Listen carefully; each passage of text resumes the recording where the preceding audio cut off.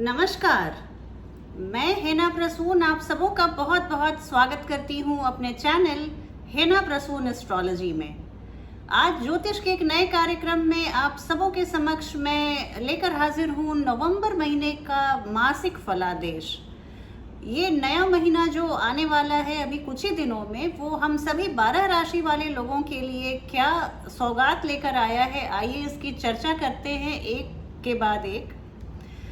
चर्चा शुरू करूं उसके पहले मैं आपसे निवेदन करूंगी कि आप मेरे चैनल को सब्सक्राइब करें और वीडियो को पसंद आने पर लाइक करें तथा उसके लिंक को अपने फ्रेंड्स और फैमिली में शेयर करें। देखिए, नवंबर महीने की जो मैं फोरकास्ट शुरू करूं उसके पहले आपसे दो बातें बताना चाहूंगी कि 20 नवंबर एक बहुत खासा दिन रहने वाला है हम सभी राशि वाले लोगों के लिए, क्योंकि 20 नवंबर को गुरु बृहस्पति कुंभ राशि में प्रवेश कर जाएंगे और उसके बाद फिर वो अपने मार्गी अवस्था में ही आगे की सफर को तय करेंगे।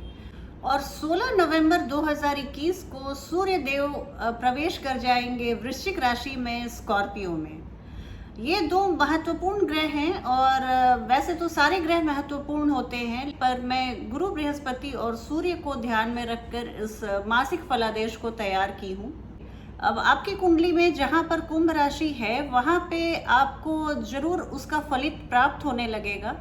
और इसके अलावा 16 नवंबर को सूर्य देव अपनी राशि, वर्तमान की नीच राशि तुला राशि को परिवर्तित करके वृश्चिक राशि में प्रवेश कर जाएंगे। लेकिन मैंने इन दोनों महत्वपूर्ण ग्रहों के प्रकाश को और प्रभाव को ज़्यादा अध्ययन करके इस मासिक फलादेश को मैंने बनाया है। ये मासिक फलादेश आपकी चंद्र राशि पर आधारित है। आप इसे अपनी लग्न राशि से भी देख सकते हैं। बेहतर परिणाम के लिए आपकी लग्न राशि और चंद्र राशि यदि अलग अलग है तो आप दोनों फलादेश को सुने। इससे आपको आने वाले महीने के लिए एक बेहतर ओवरव्यू मिल पाएगा। आइए अब कर्क राशि वाले जातक और जातिकाओं के बारे में बात की जाए कि नवंबर का ये महीना उनके लिए कैसा रहने वाला है। तो यहाँ पर एक बात है कि आपके करियर की बात मैं शुरुआत में करियर से ही करती हूँ। ये बहुत नॉर्मल सा दिख रहा है, एक एवरेज महीना है, सामान्य महीना है। आपके कोई बहुत बड़े जो ड्रीम्स थे या जो आपके लक्ष्य थे वो इस महीने पूरे होते हुए अभी नहीं दिख रहे हैं, लेकिन आप उस रास्ते पे हैं, सही रास्ते पे आप जा रहे हैं। आप अगर विद्यार्थी वर्ग को बिलोंग करते हैं तो वहाँ आप अपने पढ़ाई से थोड़े से विमुख होते हुए दिख रहे हैं। आपको पढ़ाई में उतना मन नहीं लगेगा और आप में एकाग्रता की भी कमी पाई जाएगी। इसके अलावा आपका फैमिली लाइफ जो है, शादीशुदा जीवन है, वो भी एवरेज रहेगा। फैमिली में जो दूसरे सदस्य हैं उनके साथ आपके संबंध सामान्य रहेंगे। और लव लाइफ आपकी चैलेंजिंग दिख रही है। लव लाइफ में मुझे या तो दूरी, अलगाव या बातचीत में कमी, ऐसी चीज़ें दिख रही हैं। और लेकिन आपके शादीशुदा जीवन में बहुत प्रेम का रस घुला रहेगा। और एक जो सबसे बड़ी बात है इस महीने की, वो आप एक बहुत बड़े फाइनेंशियल सक्सेस की तरफ बढ़ते हुए दिख रहे हैं। और मैं हेल्थ की भी बात करूंगी, एक एक करके सभी मुद्दों को मैं टच करूंगी। लेकिन हेल्थ के लिए मैं आपको इतना ही आगाह करूंगी कि आप अपने और अपनी माता जी के सेहत का बहुत ध्यान रखें। ये महीना थोड़ा सा आपके लिए ट्रिकी रह सकता है हेल्थ पॉइंट ऑफ व्यू से। तो आइए अब करियर की बात शुरू करूं। तो करियर में देखिए, आपको इस महीने जैसा मैंने बोला सामान्य रहेगा, मिक्स रिजल्ट्स मिलेंगे। आपको जब सफलता मिलने वाली रहेगी तो आपको अचानक से कुछ अनसीन अड़चने, जिसका आपने अंदाज़ा, जिसका आपने लेखा जोखा नहीं किया था, जिसको आपने तौला नहीं था, वैसी कुछ अड़चने, कुछ वैसी संघर्ष की स्थितियां पनप सकती हैं। एक बहुत अच्छी बात है कि सूर्य और मंगल दोनों आपके 10th हाउस को एस्पेक्ट कर रहे हैं। तो देखिए, सूर्य और मंगल को दशम भाव बहुत पसंद है, वहाँ के लिए इनकी प्लेसमेंट बहुत अच्छी होती है। लेकिन चूंकि अभी दृष्टिपात कर रहे हैं तो यहाँ पे आपको एनर्जी बहुत देंगे, आपको कार्यों को संपादित करने के लिए ऊर्जा बहुत देंगे। लेकिन शायद हो सकता है कि आशातीत रिजल्ट ना मिले, परिणाम ना मिले, लेकिन आप कार्यों को संपादित तो जरूर करेंगे और बहुत जोशो खरोश के साथ करेंगे। कभी कभी आपने इतना वर्क किया, आपने इतना काम किया और इतने जोश और उत्साह के साथ किया और रिजल्ट नहीं निकला, तो इसके लिए आपको हो सकती है टेम्पररीली आपको मोमेंटली आपको थोड़ी सी फ्रस्ट्रेशन या वैसा लग सकता है कि इतना मैंने समय बर्बाद किया, मेहनत किया, उसका परिणाम नहीं निकला, आशातीत सफलता नहीं मिली। तो इस तरह के आप भावनाओं को घर मत करने दीजिएगा। यूनिवर्स आपकी किसी भी चीज़ को उधार नहीं रखती है। आप ब्रह्म वाक्य को हमेशा याद रखिएगा। आपको समय पर ठीक एंड वक्त पे आपको यूनिवर्स ना सिर्फ आपके उधार को उतार देती है बल्कि उससे मैनी फोल्ड आपको ज़्यादा देती है। सैटर्न और जुपिटर आपके 7th हाउस में है। यहाँ पे आपको बिजनेस में बड़ी सफलता मिलने के संकेत बने हुए हैं। आप 20 नवंबर तक का जो समय है उसको आप बहुत अच्छे से इनकैश करवाइए। अपने बिजनेस को फैलाने के लिए बहुत ही अच्छा समय है। बिजनेस में पांव जमाने के लिए, आपकी साख को बढ़ाने के लिए ये समय बहुत अच्छा है। 20 नवंबर के बाद गुरु बृहस्पति जो आपके भाग्येश हैं, लॉर्ड ऑफ लक हैं, वो अष्टम घर में, अष्टम भाव में प्रवेश कर जाएंगे। तो यहाँ पे आपको आके थोड़ा सा भाग्य की कमी लगेगी। जब भाग्येश अष्टम में चले जाएं, अपने से 12वें में चले जाएं, तो ये स्थिति एक ऐसी बनती है कि वहाँ पर आपको लक का बहुत ज़्यादा सपोर्ट नहीं मिलेगा।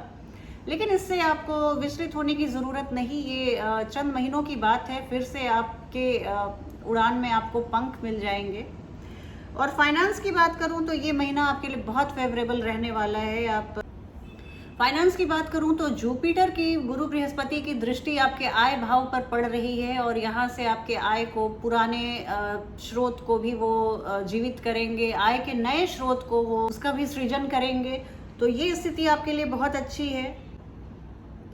इवन सूर्य, मंगल, गुरु बृहस्पति की दृष्टि सब आपके आय को बढ़ाने के लिए है। आय के हिसाब से, कि आय के लिहाज से ये नवंबर का महीना आपके लिए बहुत अच्छा रहने वाला है।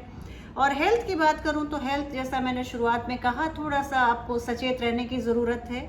यहाँ मार्स और सन आपके 4th हाउस में आए हुए हैं, जहाँ पे दिशाहीन हो जाते हैं। ये दोनों गर्म ग्रह, ये 10th हाउस में इनको बहुत ही अच्छा लगता है, वहाँ पे दिग्बली होते हैं। सूर्य, मंगल भी 10th हाउस में बहुत अच्छी रिजल्ट देते हैं, लेकिन चूंकि अभी वो अपने दिशा से बिल्कुल विपरीत 180 डिग्री पे आ गए हैं, तो यहाँ पे आपको हेल्थ, अपनी हेल्थ और अपने माता जी के हेल्थ का बहुत ध्यान रखना पड़ेगा।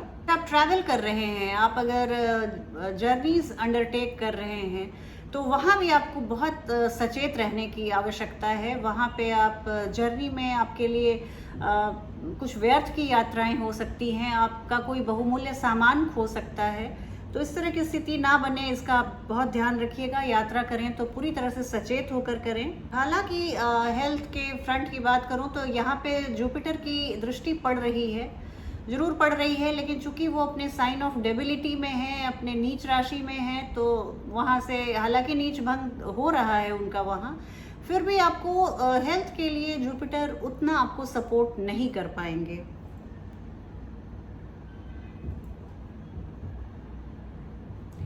और आपके लव रिलेशन की बात करूं, प्रेम जीवन की बात करूं, तो देखिए आपके पंचम भाव में केतु आए हुए हैं। केतु कुछ सीक्रेट लव अफेयर्स को जरूर जन्म देते हैं, लेकिन ये भी स्थिति है कि आपके वो रिश्तों में कुछ अलगाव भी ला सकते हैं। सिक्रेटिवली ये केतु काम करते हैं।